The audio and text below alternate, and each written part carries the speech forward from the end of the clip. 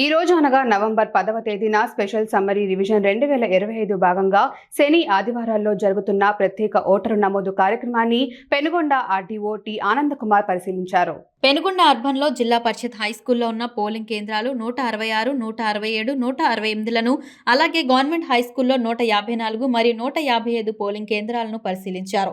RDO T Anand Kumar మాట్లాడుతూ special summary reason 2025లో భాగంగా ఈ నెల 9, 10, 23 మరియు 24 తేదీలలో పెనుగొండ అసెంబ్లీ నియోజకవర్గంలో 265 పోలింగ్ కేంద్రాలలో బూత్ లెవెల్ అధికారులు వారి పోలింగ్ కేంద్రాలలో ఉదయం 10 గంటల నుండి సాయంత్రం 5 గంటల వరకు ఉంటారని, వారి దగ్గర 18 సంవత్సరాలు నిండిన యువత తమ ఓట్లను ఫామ్ 6 నందు నమోదు చేసుకోవాలని తెలిపారు.